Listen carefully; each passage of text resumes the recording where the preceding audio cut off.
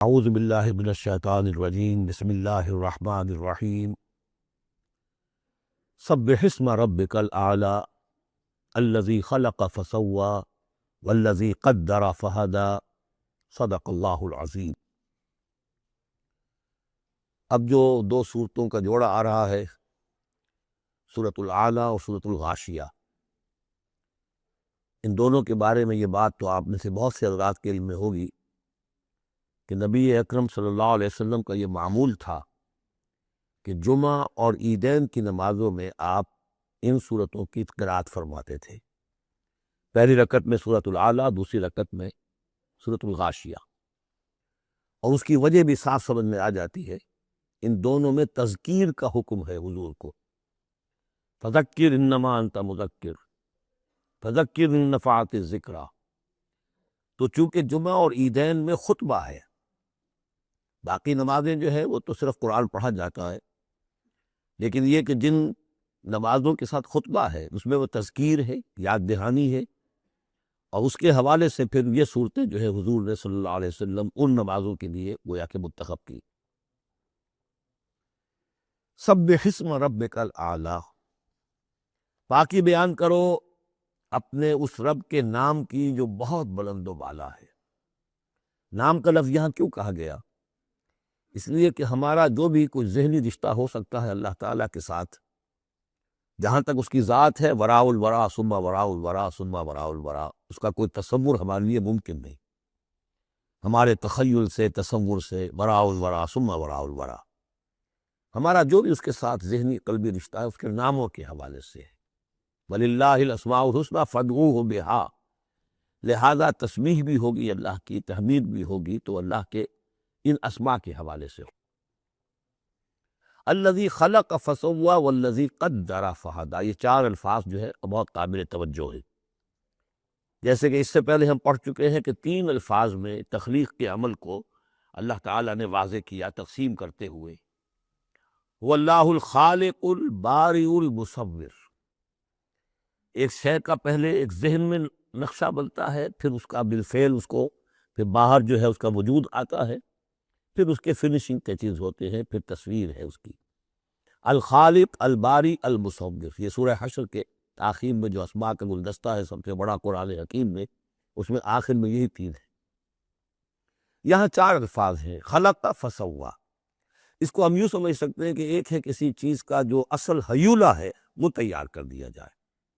جس کی سادہ ترین مثال یہ ہے کہ بلڈنگ ہے، اس کا سٹرکچر کھڑا ہو گیا، اب اس کے بعد تسویہ ہے، اس کی چھان پھٹک کر کے اور اس کے سنوارنا ہے، اس کو، اس کے اندر ڈیکوریشن ہے، اس کے اندر مختلف جو ہے خوبصورتی کی چیزیں پیدا کرنی ہے، یہ تسویہ ہے۔ تو تخلیق ڈھانچہ کھڑا ہو جانا، اور تسویہ پھر اس کے اندر تمام چیزوں کو بہتر سے بہتر انداز میں فنشنگ ٹچز دینا۔ والذی قدر فہدی، اب ہر شے کی جو کہ ان دو مراحل سے گزر چکی ہے، تخلیق اور تسویہ کے دو مراحل سے، اب اس کے لیے ایک اندازہ مقرر کیا جاتا ہے، اس کی کیا کیپیبلٹیز ہیں، اس کی کیا پوٹینشیلٹیز ہیں، یا یوں کہیے اس کی کیا لیمیٹیشنز ہیں۔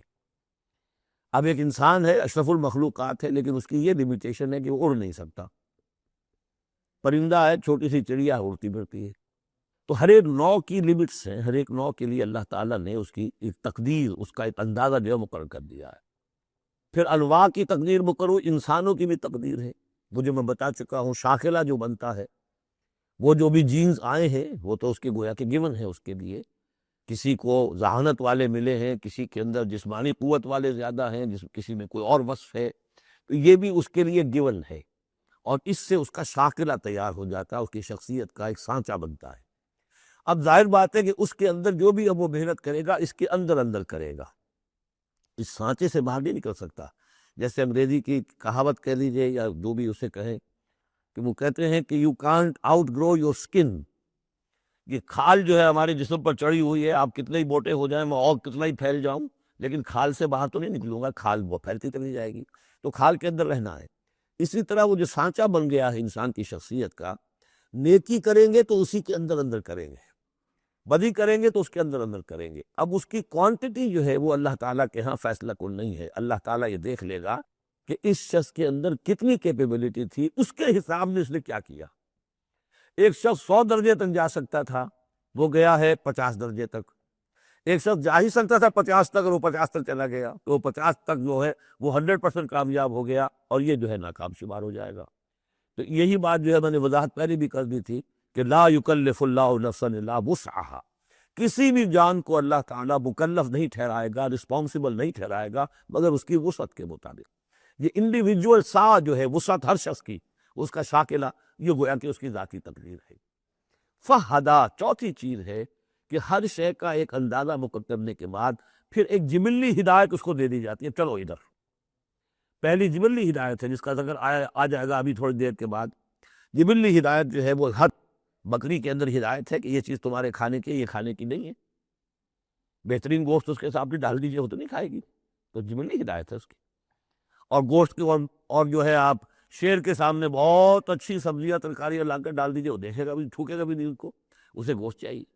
یہ ہے ہر جبلی ہدایت۔ پھر جبلی ہدایت کے اوپر پھر ہدایت کے اور مراحل ہیں جو اللہ تعالیٰ دیتا ہے، پھر وہ اپنی کتابیں نازل فرماتا ہے، اپنے نبی بھیجتا ہے۔ یہ گویا کہ ہدایت کی تکمیل ہے، ورنہ ہدایت تو بنیادی طور پر جو ہے ہر جبلت کے اندر بھی اللہ نے ودیت کر دی ہے۔ تو یہ ہر کریشن کے لیے یہ 4 الفاظ جو یہاں آئے، سبح اسم ربک الاعلی الذی خلق فسوی والذی قدر فہدی والذی اخرج المرعی، وہی ہے کہ جو نکالتا ہے چارہ زمین سے، فجعلہ غثاء احوا، جو شروع میں تو گھاس اگی ہے تو بڑی خوبصورت ہریاول جو ہے، اس کے بعد وہ سیاہ پڑ جاتا ہے اور چورا چورا ہو جاتا ہے۔ سنقرئک فلا تنسیٰ، اے نبی ہم آپ کو پڑھا دیں گے، آپ بھولیں گے نہیں۔ یہ بھی وہی بات ہے جو سورہ قیامہ میں آ چکی ہے، لا تحرک بہ لسانک لتعجل بہ ان علینا جمعہ وقرآنہ، ہمارے ذمہ ہے، آپ یہ مشقت زیادہ اپنے اوپر نہ لیں، یہ ہم کام کر دیں گے، آپ کے سینے میں اس کو جمع کر دیں گے اور پڑھوا دیں گے، ترتیب بھی بتا دیں گے۔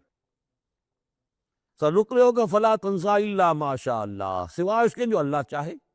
تو اگر اللہ چاہے، فرض کیجئے اس لیے بات کو واضح کرنے کے لیے، اللہ بلانا چاہے گا تو آپ لاکھ اپنی زبان کو حرکت دیتے رہیں، اللہ تعالیٰ کی قدرت سے تو آپ باہر نہیں نکل سکتے، آخر اللہ تعالیٰ قدیر ہے اللہ شے پر۔ لیکن یہ کہ یہ صرف اس امکان کو ظاہر کرنے والی بات ہے، اس کا یہ مطلب نہیں کہ اس سے یہ نکل آتا ہے کہ قرآن مجید کی کوئی آیت بھی اللہ نے بھلوا بھی دی محمد کو صلی اللہ علیہ وسلم۔ یہ ایسے ہی ہے، قل ان کان للرحمن ولد فانا اول العابدین، اگر اللہ کا کوئی بیٹا ہو تو سب سے پہلے میں پوجوں گا اسے۔ یہ اس طرح کی چیز ہے، الا ما شاء اللہ انہ یعلم الجہر وما یخفی، وہ اللہ تعالیٰ جو ہے وہ تو جانتا ہے،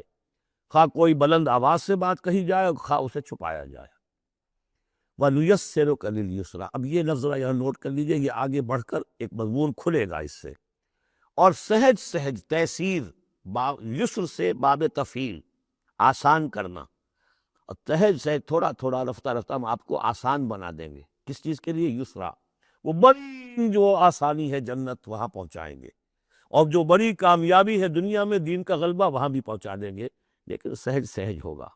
اس کے لیے اپنا ایک تدریج ہے جو ہماری حکمت میں، ہمارے علم میں ہے۔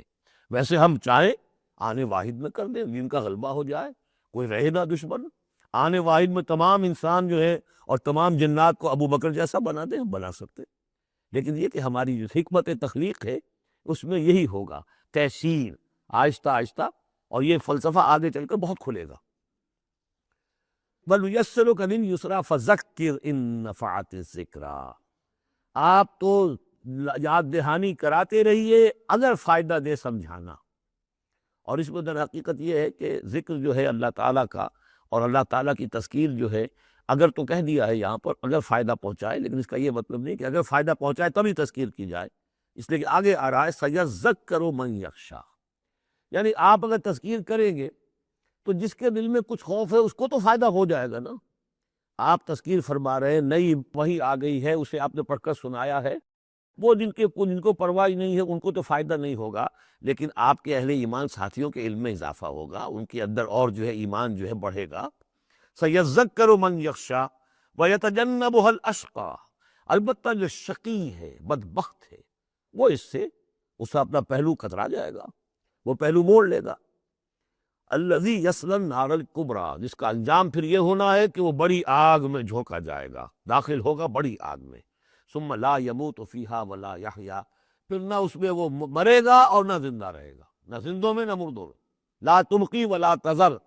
سورہ مدثر میں جو آیت آئی تھی، ثم لا يموت فیہا ولا یحییٰ، پھر نہ اس میں اس کو موت آئے گی، نہ وہ زندوں میں ہوگا نہ مردوں میں۔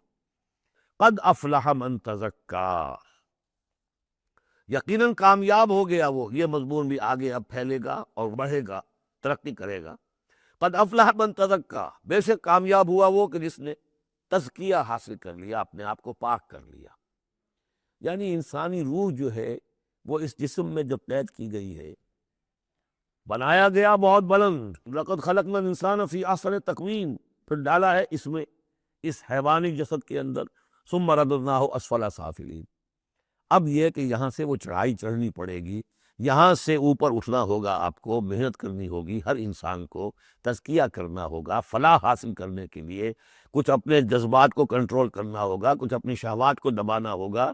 اپنے نفس کا ضبط نفس کا سامان کرنا ہوگا، کچھ اپنی روح کی تقویت کا سامان کرنا ہوگا، جیسے کہ یہ دو طرفہ پروگرام رمضان کا ہے کہ دن میں روزہ رکھو اور اس حیوانی وجود ہے اسے ذرا کمزور کرو، تھوڑا سا مزمحل کرو، تاکہ اس کا دباؤ جو ہے اس روح ربانی کے اوپر، اس بدن میں کچھ کمی آئے۔ رات کو کھڑے ہو جاؤ اور اس روح کے اندر آبیاری، اس کے اوپر قرآن کے انوار کی بارش کرو، اس سے یہ کہ یہ روح تازہ ہوگی، زندہ ہوگی، اپنے رب کی طرف متوجہ ہوگی۔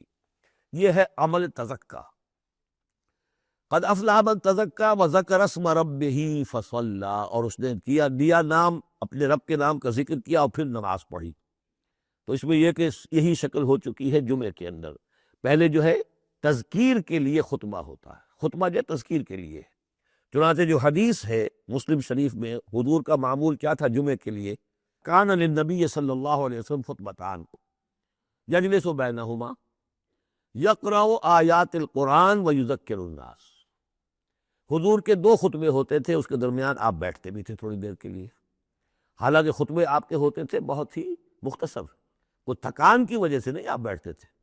میرے نزدیک یہ کہ جو 2 رکعتیں ہیں ظہر کی، اس کے قائم مقام ہے یہ 2 خطبے۔ ظہر کی 4 رکعتیں ہیں فرض، اور جمعے کی رہ گئی 2، تو 2 رکعتوں کے قائم مقام یہ 2 خطبے ہیں۔ اس کو ظاہر کرنے کے لیے حضور وقفہ ڈال کر اور ان کو 2 خطبے بناتے تھے، لیکن اس خطبے میں کرتے کیا تھے؟ یقرأ آیات من القرآن، قرآن مجید کی آیات پڑھ کے سناتے تھے، ویذکر الناس، لوگوں کو یاد دہانی کراتے تھے۔ اور اس میں معاملہ کیا تھا؟ از دل خیزت بر دل ریزت، زبان کا حجاب تھا ہی نہیں، حضور کی زبان عربی اور جو سننے والے بیٹھے ان کی زبان عربی، تو لمبے چوڑی بات کی ضرورت بھی نہیں تھی، ہمیں تو معنی بتانے پڑتے ہیں، اس کا مفہوم بتانا پڑتا ہے، تب ترجمہ کرنا پڑے گا، کوئی نحوی اشکال ہو بتانا ہوگا، انہیں کوئی ضرورت نہیں تھی، مختصر ترین خطبہ ہوتا تھا، اور اس میں تذکیر، یاد دہانی۔ اور اسی میں آتا ہے اصل میں وہ حدیث جو آتی ہے کہ وہ جو میں آپ کو بتا رہا تھا کہ وہاں اللہ کے نبی نے بتایا ہے کہ جو پہلی گھڑی میں، اگرچہ اس میں اختلاف ہے کہ اس سے مراد کیا ہے،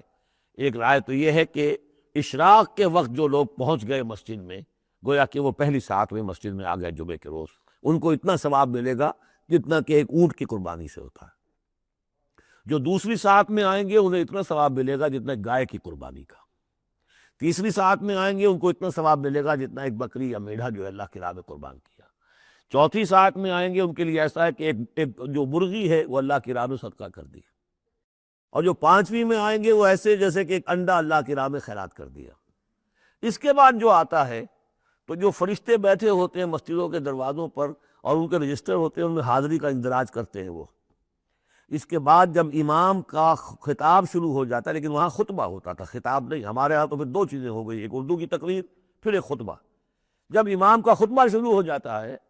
تو اس کے بعد فرشتے اپنے رجسٹر بند کرتے ہیں، یستمعون الذکر،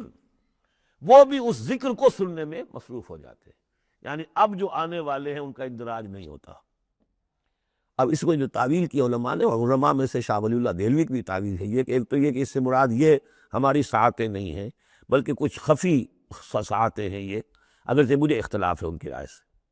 البتہ دوسری بات انہوں نے جو کہی ہے کہ اس میں جو اندراج نہیں ہوتا وہ اس معنی میں کہ فضیلت اب نہیں رہی، فضیلت گئی، فرض کی ادائیگی تو ہو جائے گی، چاہے خطبے کے دوران بھی آپ پہنچ گئے ہیں تب بھی جمعے کی فرض کی ادائیگی تو ہو جائے گی، لیکن فضیلت کا معاملہ، دفتر فضیلت ہے جو فرشتے بند کرتے ہیں، اب آپ کا اندراج نہیں ہوگا جب امام نے خطبہ شروع کر دیا۔ تو وہ ہے کہ ذکر اسم ربہ، پہلے خطبے میں اللہ کا نام لیا، ذکر کیا، پھر نماز پڑھی، یہ ترتیب گویا کہ جمعے کے اندر ہو رہی ہے۔ بل تؤثرون الحیات الدنیا، تمہارا اصل مرض کیا ہے؟ تم دنیا کی زندگی کو ترجیح دیتے ہو، اللہ اللہ خیر صلی اللہ، میں نے یہی کہا تھا نا کہ بما قدم واخر، کسے آگے رکھا کسے پیچھے رکھا، سارا فیصلہ تو اس میں ہے، مقدم آخرت ہے اور دین ہے یا دنیا ہے۔ یا تو آپ نے مقدم بنا دیا آخرت کو تو جتنی دنیا مل جائے اللہ کا فضل ہے، اللہ کی طرف سے دین ہے، بونس ہے، لیکن اگر آپ نے مقدم بنا دیا دنیا کو تو پھر آپ گئے۔ بس یہ ہے سارا کانٹے کی بات جو ہے۔ تو اس حوالے سے بل تؤثرون الحیات الدنیا کلا بل تحبون العاجلہ وتذرون الآخرہ، تمہارا اصل مرض یہ ہے، تم اس عاجلہ سے محبت کرتے ہو، اس کا نفع بھی نقد نقصان بھی نقد، تکلیف بھی فوراً محسوس ہو گئی اور راحت بھی فوراً محسوس ہو گئی، اور آخرت کی نفع نقصان بھی قرض ہے، ادھار ہے، اس کی تکلیف اس وقت محسوس نہیں ہو رہی۔ انگارے بھر رہے ہیں اپنے پیٹ کے اندر، لیکن وہ انگارے اس وقت پیٹ کو جلا نہیں رہے ہیں، وہ انگارے ظاہر ہو جائیں گے قیامت کے اندر، وہ جلائیں گے اس وقت، لیکن انگارے بھر اس وقت رہے ہو۔ جو فرمایا کہ جو یتیموں کا مال ہڑپ کرتے ہیں ناحق طور پر، ما یاکلون فی بطونہم الا نار، وہ آگ بھر رہے ہیں اپنے پیٹوں کے اندر، لیکن اس وقت وہ آگ ٹھنڈی ہے، شوگر کوٹڈ ہے، اوپر اس کے انسولیشن ہے، وہ آپ کے معدے کو جلاتی نہیں جا کر، لیکن وہی ہے تو آگ۔ بہرحال تم ترجیح دیتے ہو دنیا کو، والآخرۃ خیر وابقیٰ، جبکہ آخرت بہتر بھی ہے اور باقی رہنے والی ہے۔ ان ھذا لفی الصحف الاولیٰ، یہی بات تھی پرانے صحیفوں میں۔ اصل میں یوں سمجھیے کہ جو کانٹے کی بات ہے وہ یہ ہے، جو اصل شے ہے ہدایت اور ضلالت کی جو بات ہے، راز وہ یہ ہے، کس کو مقدم کس کو مؤخر، دنیا یا آخرت۔ صحف ابراہیم و موسیٰ، صحف اولیٰ یعنی ابراہیم کے صحیفے اور موسیٰ کے صحیفے، ان کا ذکر پہلے بھی آیا ہے، تو موسیٰ کے صحیفے ہمیں معلوم ہے، ابراہیم کے نہیں۔ جیسا کہ میں نے عرض کیا، میری ایک رائے ہے کہ